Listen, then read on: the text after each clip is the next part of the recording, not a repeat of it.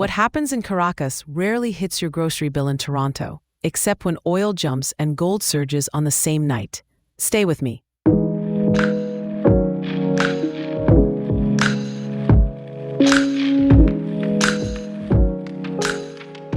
It's Monday, January 5th, 2026, and here's the quick Toronto weather.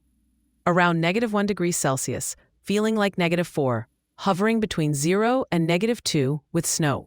Toronto is still digging out after yesterday's blast, and today, the city's updated recycling program is off to a bumpy start. Residents in at least one neighbourhood woke up to missed or mixed-up blue bin pickups under the new collection system that was supposed to streamline routes. If your recycling wasn't collected on schedule, snap a photo, check your address against the new pickup calendar, and report it to 311. The transition is meant to tighten contamination rates and cut costs, but the rollout clearly needs fine-tuning. Health-wise, local authorities are urging flu shots as clinics and ERs report a surge in cases across the GTA. If you've put it off, consider booking today. Flu activity is climbing, and with the snow and colder temps, more of us are indoors. Housing watchers, the Toronto market shows signs of cooling. Recent data point to a slight dip in average home prices. It's early, but it echoes what many families are feeling. Across Canada, people are entering the new year under financial strain, with rising costs for housing, groceries, and energy. If you're budgeting, expect continued uncertainty through the first quarter. Internationally, a fast-developing story. A surprise nighttime U.S. military operation captured Venezuela's Nicolás Maduro, according to U.S. officials, with Maduro now facing indictment on criminal charges in New York. Delcy Rodriguez, formerly vice president, has assumed the role of interim president in Caracas. President Donald Trump said the U.S. would govern Venezuela temporarily until a safe political transition is possible. Global reaction is split. Some leaders are condemning the move as a violation of sovereignty. Others are backing the end of Maduro's rule. Markets are jittery but resilient. Oil prices whipsawed overnight. Precious metals surged, and Asian and European stocks mostly held up. For Canadians, any sustained oil volatility could filter into gas prices and shipping costs. We'll keep watching how this unfolds and what it means for commodities and the loonie. Trade is also in focus. New tariffs from the Trump administration are pushing Canada's lumber industry toward the metric system. It sounds wonky, but shifting from imperial to metric standards aims to smooth cross-border transactions under the new tariff regime and reduce costly conversions.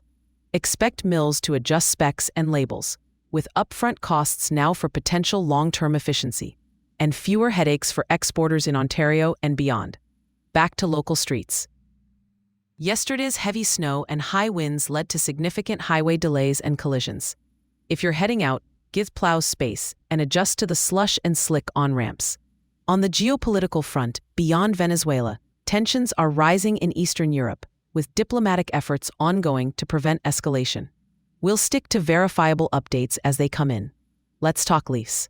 A tough overtime loss to the Islanders. And head coach Craig Berube didn't mince words about Morgan Rielly's night. -4 and on for key goals against. Berube's message was accountability. The Leafs need sharper reads and cleaner exits under pressure, especially from their top defenseman. The silver lining is depth. Toronto's recent waiver pickup on the blue line is already paying dividends. With injuries biting the defense core, the new addition has drawn praise as a legit asset, and Berube says he's pleased with the fit. If he can eat reliable minutes and steady the second pair, it gives the Leafs flexibility to shelter matchups and keep Rielly in more favorable situations. Over to the Raptors, who poured in a season-high burst to beat the Hawks 134-117. Brandon Ingram led the way with 29. RJ Barrett, still on a minutes restriction coming off a knee issue, dropped a season-high 27. Efficient and decisive. The fourth quarter flipped on a 16-0 Toronto run, fueled by bench play and paint touches. Sandra Mamukalashvili was the swing factor off the bench with a double-double and a career-high 8 assists. Quick decisions, smart seals, and short-roll reads that shredded Atlanta's help.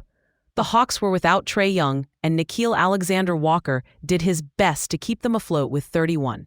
But Toronto won the paint points and bench battle by a mile. This was the response the Raptors needed after recent scoring droughts. Paint first, drive and kick, then punish rotations.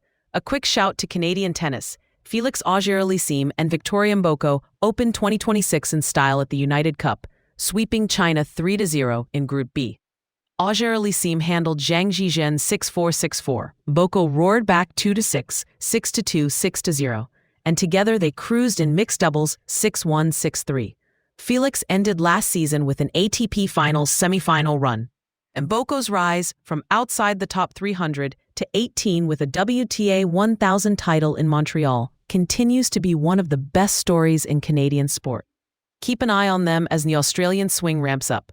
Circling back to life in the city, if you rely on curbside pickup, double-check the updated recycling schedule and what's accepted in blue bins. Contamination fines could sting.